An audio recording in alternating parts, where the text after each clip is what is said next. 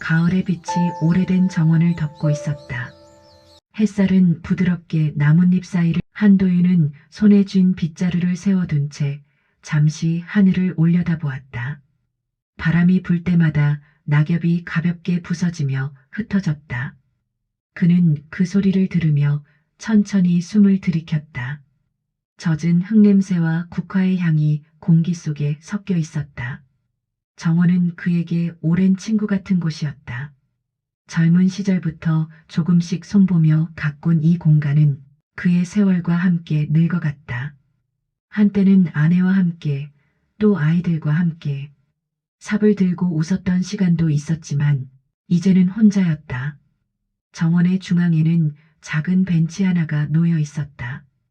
그 위엔 언제부턴가 낡은 책 한 권이 늘 놓여 있었다. 그는 그 책을 펼쳐 한 장 한 장 넘기다 중간쯤에서 빛바랜 봉투 하나를 발견했다.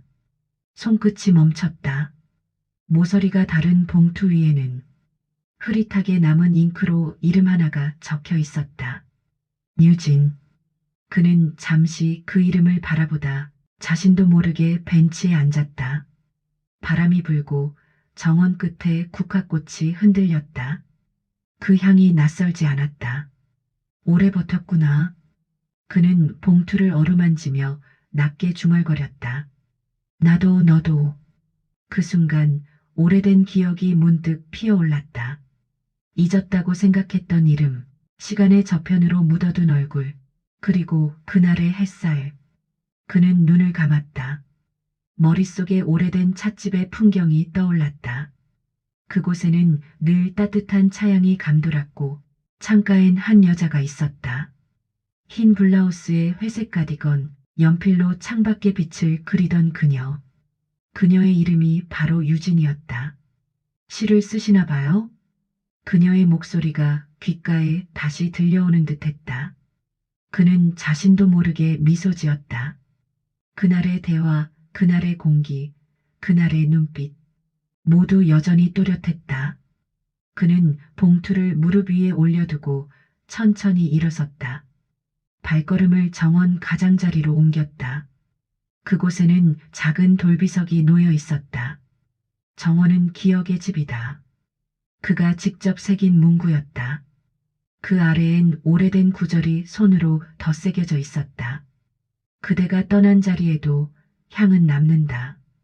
그는 한참 동안 그 글귀를 바라보다가 하늘을 올려다보았다. 늦가을의 햇살은 따뜻했지만 어딘가 쓸쓸했다. 오후의 바람이 잦아들자 그는 다시 벤치로 돌아와 봉투를 손에 들었다. 한참을 망설이다가 결국 그것을 열지 못했다. 그저 조용히 품 안에 넣었다. 오늘은 이 정도면 됐지. 그는 빗자루를 세워두고 집 안으로 향했다. 문턱을 넘기 전 그는 다시 한번 정원을 돌아봤다. 그의 시선이 멈춘 곳엔 햇빛을 받은 국화 한 송이가 있었다. 유진이 좋아하던 노란 국화였다. 그는 한참 동안 그 꽃을 바라보다 천천히 미소를 지었다. 그 미소 속에는 그리움과 평온이 섞여 있었다. 그리고 그날 밤 그는 오랜만에 꿈을 꾸었다. 햇살이 비치는 찻집, 창가에 앉은 여자가 그를 향해 고개를 들었다. 그녀는 미소를 지으며 말했다. 정원 아직 있죠? 그는 대답 대신 고개를 끄덕였다. 그 순간 꿈속의 바람이 따뜻하게 불었다. 1973년 늦가을, 비가 갠 뒤의 공기가 유난히 차가웠다. 대학가 근처 언덕길 아래 청년이라는 찻집이 있었다. 문을 열면 차향과 나무 냄새가 섞여 들어왔다. 한도윤은 그날 처음으로 그곳의 문을 열었다. 창가 자리에 한 여자가 앉아 있었다. 흰 블라우스에 회색 가디건, 머리를 단정히 묶은 모습. 그녀는 손에 연필을 쥔 채 작은 스케치북에 무언가를 그리고 있었다. 창밖의 은행나무를 바라보며 잎이 떨어질 때마다 손이 천천히 움직였다. 도윤은 구석자리에 앉아 노트를 꺼냈다. 책상 위에는 펜과 흰 종이 한 장. 그는 며칠째 완성하지 못한 시를 다시 써보려 했다. 그런데 창가 쪽에서 그가 펜을 잡는 소리를 들었는지 그녀가 고개를 돌려 살짝 미소를 지었다. 그 미소는 차분했고 낯선 사람에게 보내는 인사 같았다. 시를 쓰시나 봐요? 그녀가 먼저 말을 걸었다. 도윤은 놀라 고개를 들었다. 예, 노트가 꽤 오래되어 보여서요. 그런 노트엔 시 같은 게 들어있을 것 같아요. 그는 어색하게 웃으며 대답했다. 그냥 끄적입니다. 그 끄적임이 시가 되기도 하죠. 그녀는 다시 스케치북으로 시선을 돌렸다. 도윤은 그녀의 손끝을 바라봤다. 그녀의 선은 부드럽고 천천히 흐르고 있었다. 그는 그 선에서 이상하게도 마음이 놓였다. 무엇을 그리시나요? 빛이요. 빛이요? 떨어지는 것들을 그리면 결국 빛이 남아요. 그녀의 말은 조금 낯설었지만 묘하게 따뜻했다. 도윤은 창밖을 보았다. 햇살이 나뭇잎 사이로 스며들며 반짝였다. 그는 펜을 들었고 처음으로 한 줄을 적었다. 떨어지는 건 끝이 아니라 빛의 시작이었다. 그녀가 조용히 웃었다. 좋네요. 그 문장은 그림이 될 수도 있겠어요. 그날 이후 도윤은 거의 매일 그 찻집에 들렀다. 유진은 늘 같은 자리에서 스케치북을 펼쳐들고 있었다. 그들은 많은 말을 하진 않았다. 때로는 그저 같은 창밖을 바라보며 차를 마셨다. 그 침묵이 도윤에겐 오히려 편안했다. 어느 날 그녀가 창가에 국화 한 송이를 올려놓았다. 이 계절이 가도 향은 남을 거예요. 꽃이 지면요? 향은 기억이 되죠. 그녀의 말에 도윤은 잠시 웃었다. 기억은 바람에 흩어지지 않나요? 그래서 그걸 붙잡으려는 거예요. 그림으로. 그날 도윤은 그녀의 그림을 처음으로 들여다봤다. 스케치북 한가득, 나무와 하늘과 사람의 그림자들. 그중 한 장에는 그가 있었다. 그녀는 부끄러운 듯 말했다. 모르게 그렸어요. 늘 같은 자리에 앉아 있으니까요. 그날 밤 도윤은 집으로 돌아와 오래된 편지지를 꺼냈다. 누군가에게 편지를 쓰고 싶다는 마음이 든 건 처음이었다. 오늘 본 빛이 마음속에 남았습니다. 누군가의 손끝에서 그려지는 세상은 참 따뜻하네요. 그는 그 편지를 찻집 주인에게 맡겼다. 혹시 유진 씨에게 전해주실 수 있을까요? 며칠 뒤 찻집 문을 열자 그녀가 먼저 말했다. 편지 잘 읽었어요. 그녀의 손에는 국화 한 송이가 들려 있었다. 답장을 쓰면 너무 빨리 마음이 들킬 것 같아서요. 그녀가 웃었다. 대신 그림으로 쓸게요. 그녀는 그의 노트 한 장에 작은 그림을 그려주었다. 창가, 찻잔, 그리고 떨어지는 나뭇잎 하나. 그 밑에 그녀의 글씨가 있었다. 기억은 향처럼 남아요. 그날 도윤은 처음으로 그녀의 이름을 노트에 적었다. 유진. 그 이름은 시보다도 조용했고 오래 남았다. 그의 마음속 어딘가에서 하나의 정원이 자라나기 시작한 것도 그 즈음이었다. 늦가을의 찻집은 한층 조용했다. 창밖의 은행잎은 거의 다 떨어지고 잔잔한 비가 유리창을 흘러내리고 있었다. 도윤은 늘 앉던 자리, 창가 반대편 테이블에서 그녀를 바라봤다. 유진은 오늘따라 평소보다 말이 적었다. 스케치북은 닫혀 있고 그 위에는 봉투 하나가 가지런히 놓여 있었다. 무슨 일인가요? 그가 조심스레 물었다. 유진은 잠시 창밖을 바라보다 조용히 고개를 끄덕였다. 내려가야 해요. 어디로요? 집으로요. 아버지 일 때문에 당분간은 그림을 놓아야 할 것 같아요. 그녀의 목소리는 담담했지만 그 속에는 미묘한 체념이 묻어 있었다. 도윤은 잠시 말을 잃었다. 그녀의 눈은 여전히 평온했지만 그 평온함이 오히려 멀어지는 기척처럼 느껴졌다. 다시 돌아올 수 있나요? 모르겠어요. 그녀는 미소를 지었다. 시간이 지나면 마음도 변하잖아요. 도윤은 그 말을 믿고 싶지 않았다. 하지만 그녀의 얼굴에는 이미 이별을 받아들인 사람의 고요가 있었다. 유진은 가방에서 한 장의 그림을 꺼냈다. 그림 속에는 낙엽이 흩날리는 나무 아래 두 개의 그림자가 나란히 서 있었다. 이건 우리예요. 그녀는 웃었다. 같은 길은 아니더라도 한 계절쯤은 함께였으니까. 그녀는 그 말을 남기고 봉투를 그에게 내밀었다. 편지는 나중에 열어주세요.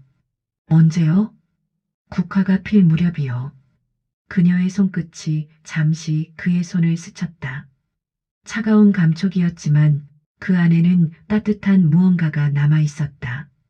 그녀가 문 쪽으로 향할 때 도윤은 자리에서 일어났다. 유진 씨. 그녀가 돌아봤다. 돌아오면 정원을 만들게요. 당신이 머물 수 있는 곳으로. 그녀는 대답 대신 천천히 미소를 지었다. 그 미소는 한순간 빛처럼 번져 사라졌다. 문이 닫히고 유리창에 그녀의 그림자가 희미하게 남았다가 비에 젖어 사라졌다. 도윤은 한참 동안 자리에 앉아 있었다. 차는 식었고 찻집 안에는 국화차 향만 남았다. 그는 유진이 두고 간 봉투를 바라봤다. 열고 싶었지만 그녀의 말대로 국화가 필 때까지 기다리기로 했다.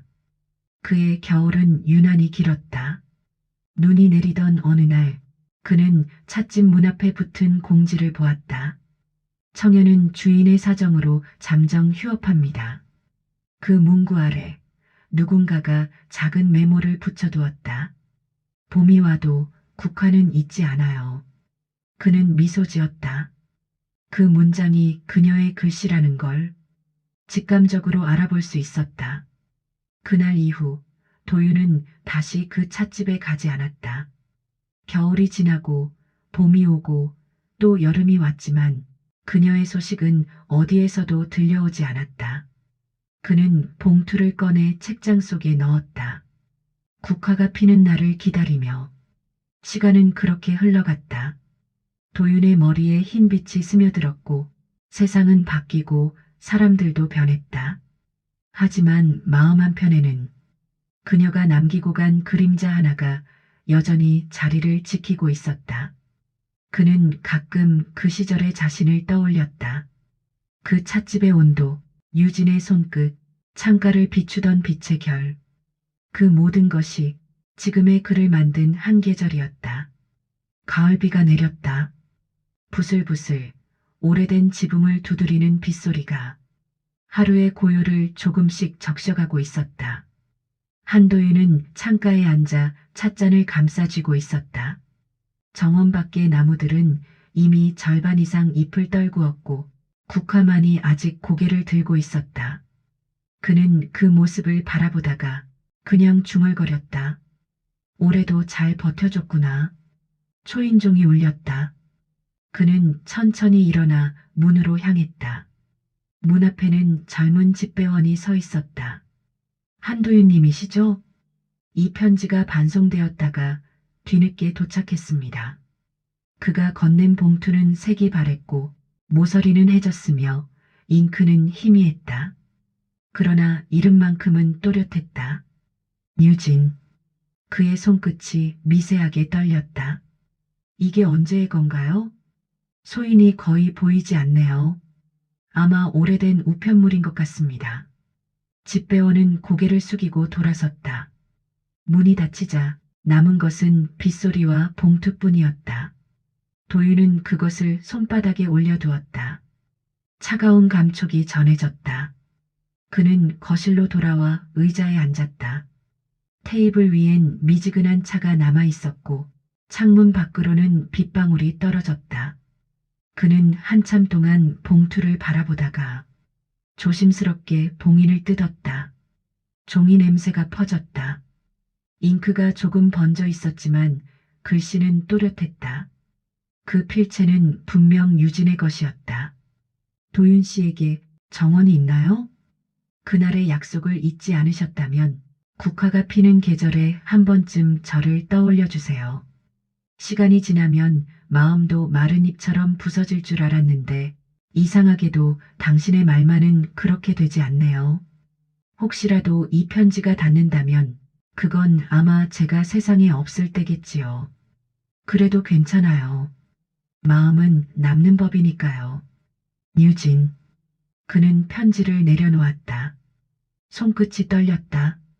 창문 밖의 빗줄기가 더욱 굵어지고 있었다. 유진의 글씨가 잔잔하게 빛나는 듯했다. 그는 자리에서 일어나 창문을 열었다. 차가운 공기가 방 안으로 밀려 들어왔다. 정원 끝에 국화꽃이 빗물에 젖어 흔들리고 있었다. 정원은 아직 있어요. 그의 목소리가 바람에 섞여 사라졌다. 그때 정원 문 쪽에서 낙엽 밟는 소리가 들려왔다. 도윤은 천천히 고개를 돌렸다. 빗속에서 누군가가 천천히 걸어오고 있었다.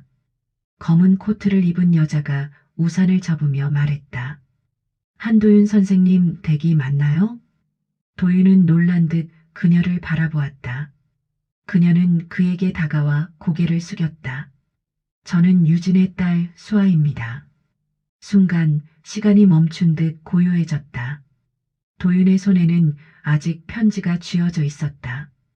비냄새, 국화향, 오래된 기억의 냄새가 한꺼번에 공기를 채웠다. 그녀는 작은 가죽 가방을 열어 봉투 하나를 꺼냈다. 어머니가 남기신 마지막 편지예요. 혹시 당신께 전해달라고 하셨대요. 도윤은 봉투를 받지 못하고 잠시 바라만 보았다. 그녀가 마지막까지 나를 기억했나요? 네. 수아는 고개를 끄덕였다. 정원을 꼭 보고 싶다고 하셨어요. 그곳이 어머니의 마음이 머물던 자리였다고. 그는 천천히 창밖을 바라보았다. 빗속에 국화가 흔들리고 있었다. 그 향이 은은하게 방 안으로 스며들었다. 그럼 보여드려야겠네요. 도윤은 창가로 걸어가 커튼을 젖혔다. 이 정원이 바로 그녀가 기다리던 곳이에요. 수아는 잠시 숨을 고르며 그 빛을 바라봤다. 그리고 낮게 말했다. 어머니가 그리던 풍경과 똑같아요. 그 말에 도윤은 눈을 감았다. 그의 마음 한가운데서 오래 잠들어 있던 시간들이 조용히 깨어나기 시작했다. 며칠째 비가 내리다 그친 오후였다. 하늘은 희미한 구름빛으로 물들고 정원에는 젖은 흙냄새가 가득했다. 도윤은 장화를 신고 정원으로 나섰다. 손에는 작은 모종삽과 국화 한 포기가 들려 있었다. 뒤따라오는 수아가 조심스럽게 물었다. 이 자리가 어머니가 그리던 곳인가요? 그는 고개를 끄덕였다. 맞아요. 저 나무 아래에서 그녀는 늘 스케치를 했죠. 가을빛이 나뭇잎에 스며드는 걸 참 좋아했어요.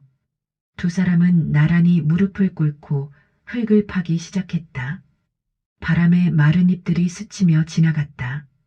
수아는 손가락으로 흙을 고르며 말했다. 어머니가 저에게 이런 말을 자주 하셨어요. 사람의 마음은 흙과 닮았단다. 한번 스며든 건 쉽게 지워지지 않으니까. 도윤은 미소를 지었다. 그분다운 말이네요. 그는 손바닥으로 흙을 다지며 덧붙였다. 그 말 덕분에 나도 이 정원을 지킬 수 있었던 것 같아요. 수아는 잠시 하늘을 올려다봤다. 햇빛이 구름 사이로 비집고 나왔다. 그 빛이 국화 위에 내려앉았다. 노란 꽃잎이 반짝이며 흔들렸다. 정말 살아있는 것 같아요. 그렇죠. 도윤은 조용히 대답했다.